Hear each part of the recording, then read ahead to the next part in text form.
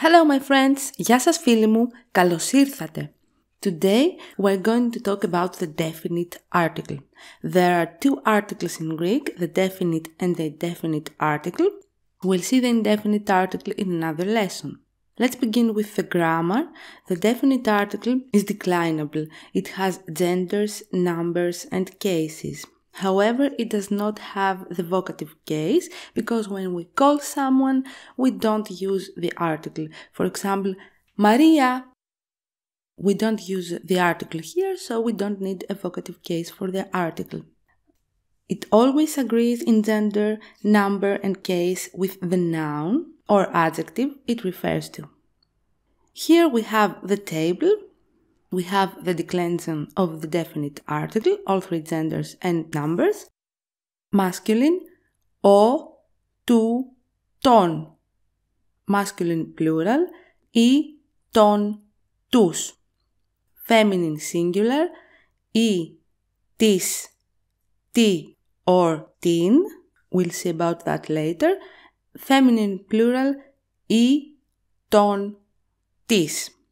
Neuter, singular, το, του, το. And plural, τα, τον, τα. As you can see here, there are some shared forms. For example, the genitive case of the singular is the same for the masculine and the neuter, του. Also, the masculine and the feminine share the nominative case in the plural, η, omicron iota. The genitives in the plural are the same for all three genders, and finally the neuters nominative and accusative are the same, and this happens in both numbers, το, τα, τα. There are also some forms that sound the same but are written differently, and of course we should pay attention to all of these things. So, the definite article is used much more often in Greek than in English. You'll see it in places that you couldn't even imagine. But this can help you actually. This can help you identify the gender of the noun much easier. When you read a book, a magazine or a website, pay attention to the articles. When the noun's gender is hard to identify, the article preceding the noun will be probably much clearer to identify. Now, about the parenthesis in the singular accusative of the feminine gender, it means that we keep the final ni when the next word begins with one of these letters.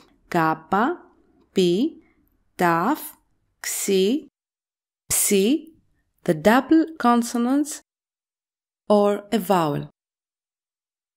When the next word begins with any of the remaining consonants, we drop the final ni. Attention here, this rule until recently used to apply also to the masculine gender, but the new rule says that the accusative of the masculine always keeps its final ni, to avoid confusion with the neuter gender. However, most people still write or say, for example, το Γιάννη, because that's what they are used to. So, stay alert because το without ni in the end could still be masculine. And now let's see the preposition se combined with the definite article. When they are used together, they always contract, they always merge and form a new word. Here is the table of all the contracted forms of the preposition se combined with the definite article. Keep in mind here that this happens only in the genitive and the accusative case, because we never use prepositions with nominative. So, these were the basics of the grammar of the definite article. The really tricky part is knowing when to use it. As I said before, you'll see it in the least expected places. Let's see the general rules first. The first rule says that we use the definite article when referring to specific or previously mentioned persons, animals or things. Example. Να ένα τραπέζι. Το τραπέζι είναι κίτρινο. Ένα The blue word is the indefinite article. It is used because it's the first time we see and mention this table. But in the next sentence, το τραπέζι είναι κίτρινο. The table has been specified from the previous sentence and now we know about it, so we use the definite article, just like in English. But let's move on to the second rule. When referring to groups of persons, animals or things as categories or species. That's the strange part. Example, οι άνθρωποι είναι παράξενοι. People are strange. As you can see, people, οι άνθρωποι, gets a definite article because we talk about people in general. All people as a group. All humankind is strange. Αγαπώ τις γάτες. I love cats. Again, the same thing. We talk about all the cats in the world, so we use the definite article. Οι καρέκλες είναι έπιπλα. Chairs are furniture. Again, we talk about all chairs in the world, so we use the definite article. And the list goes on. Ο καφές είναι ένα ρόφημα. Again, same concept here. We talk about all the coffee in the world. Now let's see something very interesting. Let's see some cases when we use the definite article in Greek but not in English. So, here are some of the cases. Years, months, days, hours. Proper nouns, abstract nouns as a general concept, and uncountable nouns. In all these cases, we use the definite article. Let's see some examples. Θα σε δω στις 4. I'll see you at 4. When expressing time, hours, we use the definite article combined with the preposition σε, στις. And of course, if you know how to tell time in Greek, you know that hours are feminine, so we use the feminine article in plural here, and of course when it is 1 o'clock, we use the feminine article in the singular, στη, μία. But now let's continue. Months. Τον Οκτώβριο θα μετακομίσω. In October I will move out. As you can see, there is no preposition here, just the definite article, τον Οκτώβριο, which means in October. And this happens in many cases, where in English we use a preposition, in Greek we use the definite article instead. Just like the next one, γεννήθηκα το 1990. I was born in 1990. Again, no preposition here, only the definite article. Το 1990 means in 1990. And now one of the most strange uses of the definite article. The definite article with proper nouns. Names of people, animals, countries, towns, brands, you name it, they all deserve their article. Some examples. Η Μαρία είναι όμορφη. Maria is beautiful. Θα πάω στην Ελλάδα. I will go to Greece. Again, σε and the definite article. Ο Όλυμπος είναι βουνό. Olympus, the name of a mountain. Definite article. Μένει στο Λονδίνο. Again, preposition σε and the definite article merge together and make στο. Στο Λονδίνο, in London. Abstract nouns as a general concept. In English, when we talk about feelings, ideas, and other abstract concepts in general, we don't use the definite article. In Greek, of course, we do. Ξέχνα την αγάπη. Forget about love. Την αγάπη. Definite article. Ο γάμος είναι δύσκολος. Marriage is difficult. Ο γάμος, marriage. Το κυνήγι της ευτυχίας. The pursuit of happiness. Two articles here, one for the pursuit, one for happiness. Uncountable nouns. Again, when speaking in general, uncountable nouns in English don't get an article. In Greek, they do. Η ζάχαρη δεν κάνει καλό. Sugar is not good for you. Λατρεύω το παγωτό. I love ice cream. So, at this point, I would like to say that there are some cases when we don't use any article at all. There are no specific rules about that, but I will try to make a video to give you some idea. And finally, a very important use of the definite article. It is the possessive structure with genitive case. So, 99% of the time, when forming a possessive structure, we use the definite article for both the possessor and the possession. There are some exceptions here, but we'll talk about them in later lessons. Η τσάντα του γιατρού. Ο πατέρας της Ελένης. And here I have some very common phrases that might confuse you. Με λένε Μαρία. My name is Maria. Or they call me Maria. Here we don't use the definite article. But when we say I am Maria, είμαι η Μαρία, then we have to use the definite article η in this case. One more example. Τα ελληνικά είναι δύσκολα. Greek is difficult as a language.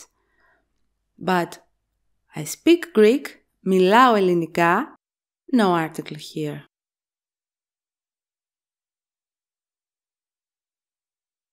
Something very important, we shouldn't confuse the definite article with, first, the weak forms of the personal pronoun. Η μπάλα της Σοφίας. Here, this is an article. It refers to Sophia. But της έδωσα την μπάλα, I gave her the ball. This here is a personal pronoun. It replaces the noun. As you can see, there is no noun here. This is by itself in the sentence, so we understand that it is a pronoun. Also, we shouldn't confuse the definite article with the possessive pronoun. Again, η μπάλα της Σοφίας. Here, this is an article. It accompanies the noun Sophia. But in the second sentence, η μπάλα της, her ball. Here, this is a possessive pronoun. It replaces της Σοφίας. So, this here replaces the whole possessive structure. It is a possessive pronoun. But we'll see all these in later lessons. And now it's time for some more examples to practice. Από πού είσαι? Είμαι από το Παρίσι. Από is a preposition that means from, but we also have to use the definite article. Πού είναι το βιβλίο μου? Είναι πάνω στο τραπέζι. So, here we have πάνω, which is an adverb, it means on, and the contracted form of the preposition σε combined with a definite article. All this means on the table. Πάνω στο τραπέζι. Τι είναι αυτό? Είναι το βιβλίο του Κώστα. This is a possessive structure.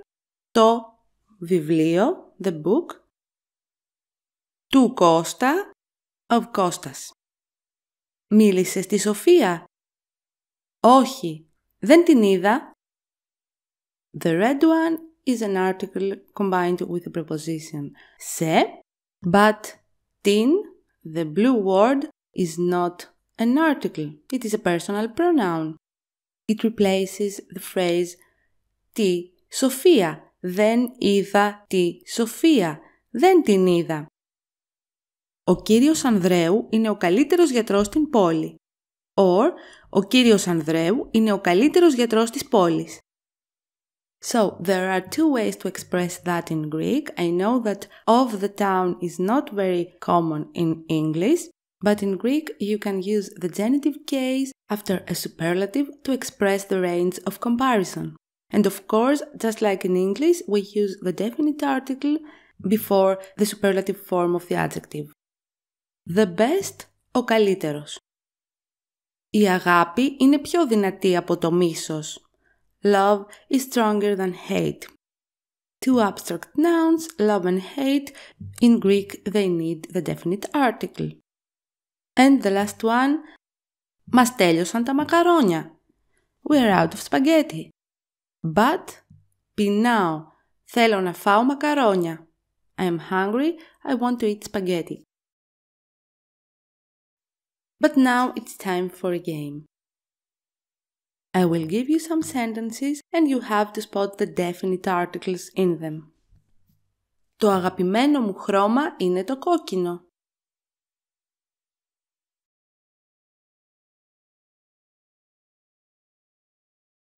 Πού είναι το καπέλο του παππού?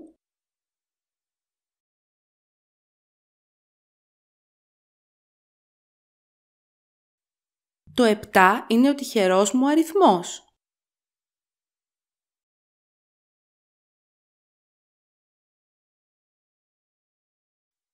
Την Τρίτη το βράδυ θα πάω στο θέατρο.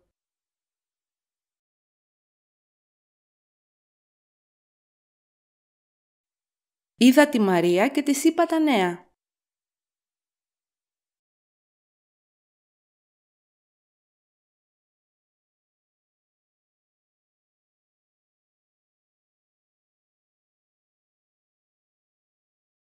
So, that was it, my friends.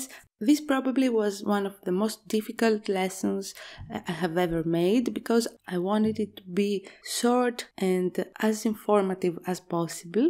And of course, there are going to be more lessons that will help you understand how the article works in practice. And in time, it's going to be so much easier. This was just an introduction, the grammar, the theory.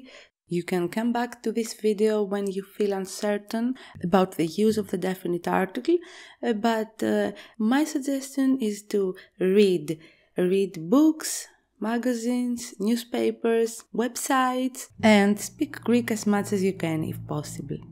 If you enjoyed this video, leave a comment, like, share, and of course subscribe to my channel. See you in the next lesson. Bye bye!